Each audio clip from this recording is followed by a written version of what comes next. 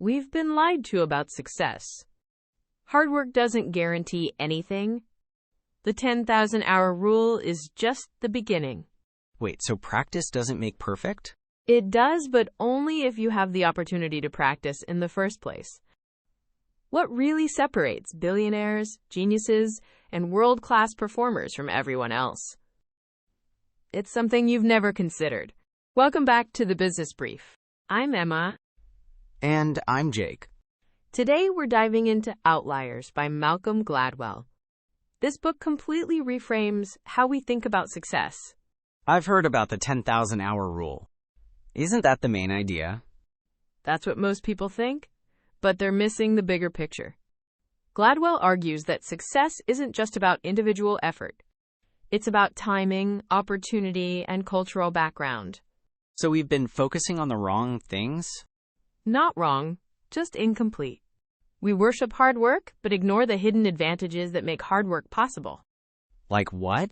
Like being born in the right year, having access to resources, or growing up in a culture that teaches practical intelligence. Today we'll break down 5 key insights from Outliers that challenge everything you thought you knew about success. Let's start with why Gladwell wrote this book. He noticed something strange about highly successful people. What was it? Their stories always include incredible amounts of hard work, but also incredible amounts of luck and opportunity. Bill Gates didn't just work hard on computers. He happened to attend one of the only high schools in the world with the computer terminal in 1968. That's insane. Most people didn't even see a computer until the 80s. Exactly. And the Beatles didn't just practice a lot.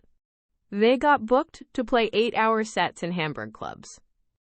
They accumulated more stage time in 2 years than most bands get in a decade. So they had the opportunity to practice that much. Right.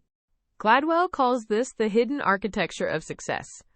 We focus on the visible part, the hard work, but ignore the invisible part, the opportunities that made that work possible. Let's break down the 5 most powerful ideas from the book. First, the 10,000-hour rule, but the real version. What do you mean, the real version? It's not just about putting in the hours. It's about having the opportunity to accumulate those hours in the first place. So Bill Gates had access to a computer lab at 13 when almost no one else did. Exactly. By the time he started Microsoft, he had more programming hours than most computer science graduates. So it's opportunity plus practice equals mastery. Second idea, the Matthew effect. What's that? It comes from the Bible. To those who have, more will be given. Success breeds success. Gladwell uses Canadian hockey players as an example. How does that relate to hockey? The age cutoff for youth hockey in Canada is January 1st. So a kid born in January can be almost a year older than a teammate born in December. At age 5, that's huge for size and coordination. Right. Coaches give them more ice time and better coaching. Over 15 years, that small advantage compounds into a massive gap. So 40% of NHL players were born in the first 3 months of the year. Only 10% in the last 3 months. Exactly. They're the most talented among those born at the right time. That's wild. Third idea, cultural legacy and how it affects performance. Gladwell tells the story of Korean Air in the 1990s. Oh, the one with the pilot crashes? Right, exactly that one. I think I've heard about this. Didn't they have a terrible safety record? One of the worst in the world. Between 1988 and 1999, they had multiple fatal crashes. Investigators eventually figured out the problem wasn't mechanical. It was cultural. What do you mean? Korean culture places a huge emphasis on hierarchy and respect for authority. So co-pilots wouldn't directly challenge captains, even when they saw problems. Right. In one crash, the co-pilot noticed the plane was off course. But he only hinted at it indirectly. The captain missed the hints, and the plane crashed into a mountain. That's horrifying. In another crash, they ran out of fuel because the engineer phrased a warning as a suggestion. So how did they fix it?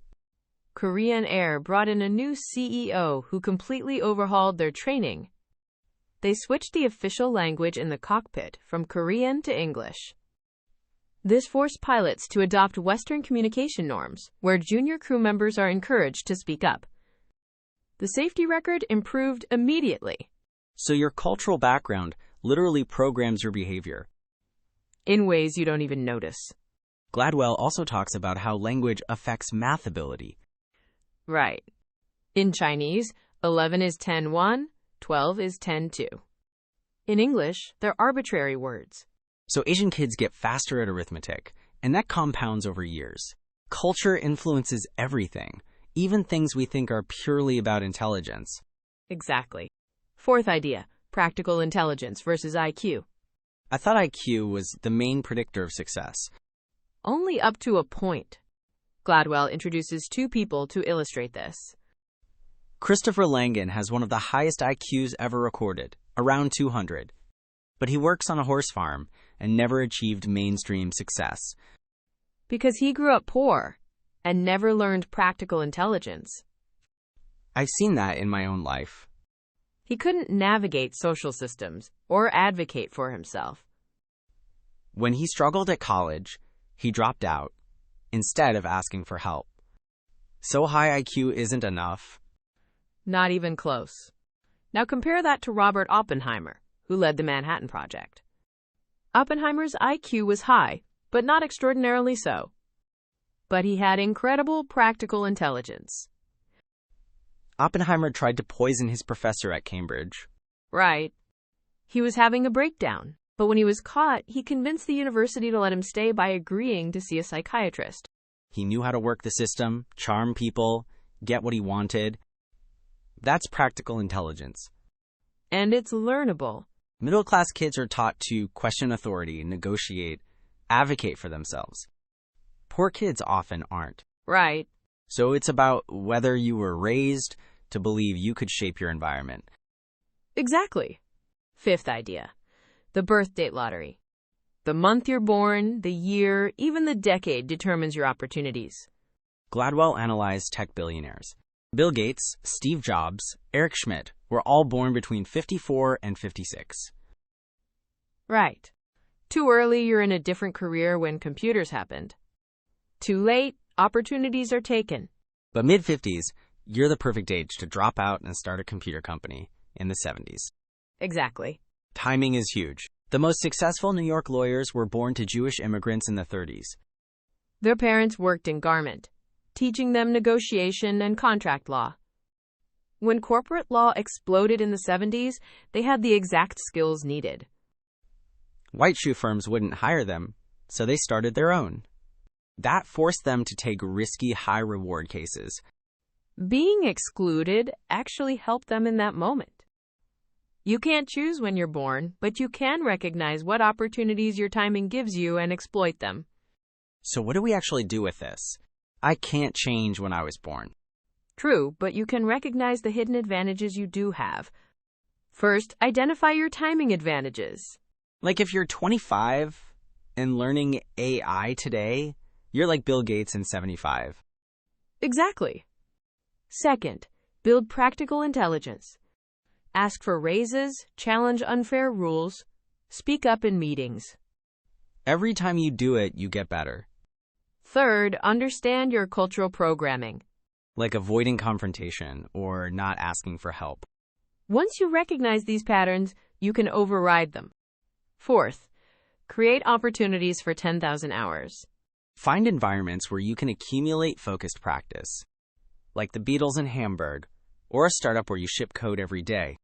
Fifth, recognize that success is a system, not a trait.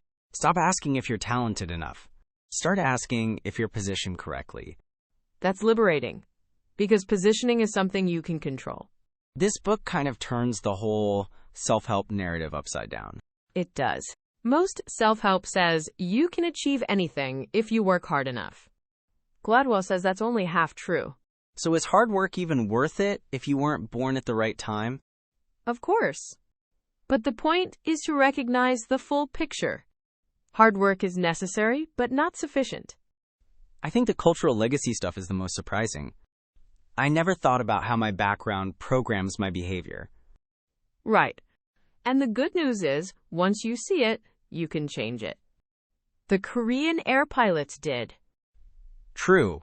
What's your biggest takeaway from the book? That success is less about being extraordinary and more about being in the right place at the right time with the right preparation. Luck matters, but you can position yourself to get lucky. I like that. It's empowering without being naive. Let's recap the 5 key ideas from Outliers. 1. The 10,000-hour rule is about opportunity plus practice, not just practice. 2. The Matthew effect. Small advantages compound into massive success. 3. Cultural legacy programs your behavior in invisible ways. 4. Practical intelligence beats IQ when it comes to real-world success. 5. The birth date lottery. Timing determines your opportunities. So success isn't just about working hard. It's about recognizing the hidden architecture of opportunity. Exactly. If you found this valuable, subscribe for more insights on business, psychology, and success. Thanks for listening.